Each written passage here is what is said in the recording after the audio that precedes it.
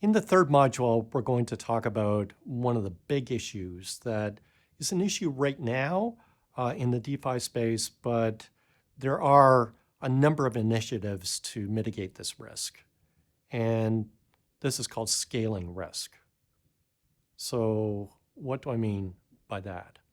So there are trade-offs in the blockchain space. And Vitalik came up with this idea of the blockchain trilemma. So you want something that's decentralized. You want something that's scalable, and you want something that's secure. And there's some obvious trade-offs here. So decentralized is an advantage because there's no central point of failure. So scalability, we want very high transactions per second. And we want something that's secure, resilient to attacks. But the more decentralized you are, the slower it is. And there's a lack of scalability. So if you've got a blockchain that's more centralized, then you can do a very large number of transactions per second. Think about what actually goes on with proof of work. It's very costly to actually go and find that really rare hash.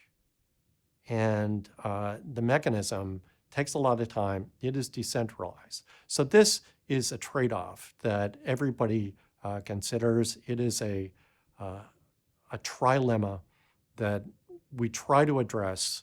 We try to make changes that have the minimal amount of trade-off. But scaling risk is a really big deal. So both Bitcoin and Ethereum use proof of work right now. This is a very energy-intensive technology. It doesn't scale. So the number of transactions per second is pretty low. We've got a mining network that is doing all of this redundant calculation.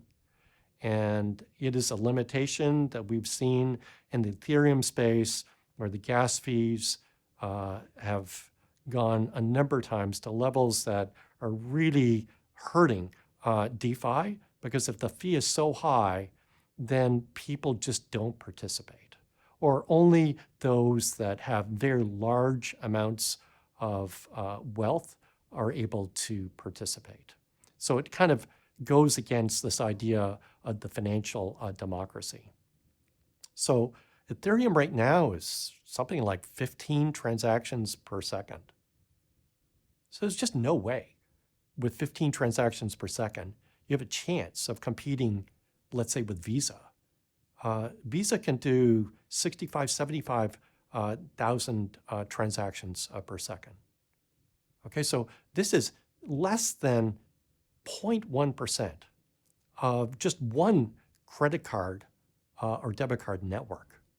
Okay, so this is really an existential problem. And many have thought about solutions to this particular problem. So what can be done to increase the number of transactions per second? And again, this is not a new problem. It's an old problem. But so far, not a lot of progress has been made in terms of actually implementing stuff. There's a lot of ideas that are out there. So the main idea is a major change to the Ethereum blockchain. And this is Ethereum 2.0.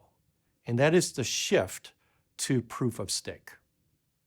Okay, so this is a new consensus algorithm. It's not proof of work. And it's basically, there are certain actors in the network that have staked a certain amount of Ethereum.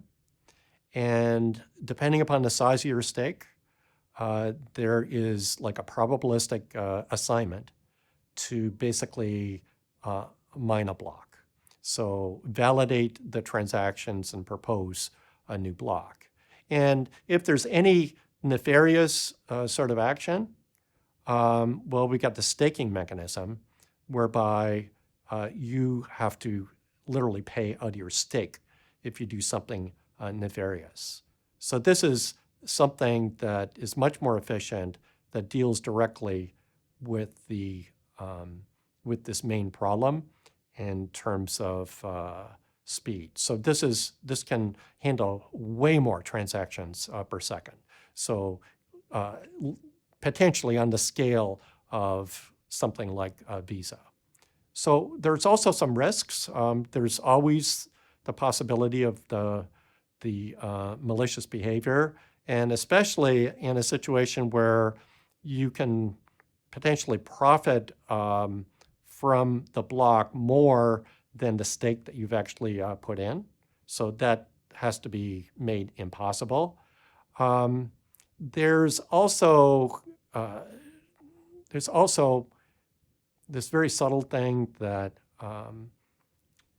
that the more Ethereum you have, the higher the probability that you are asked to mine, which means you're going to amass even more Ethereum. So in a way, what happens here is that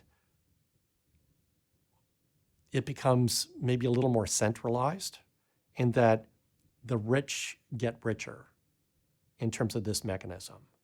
So that's another issue with proof of stake. There's positives and negatives, but in the end, the proof of work just isn't feasible. It just can't work in terms of the vision of DeFi in the future.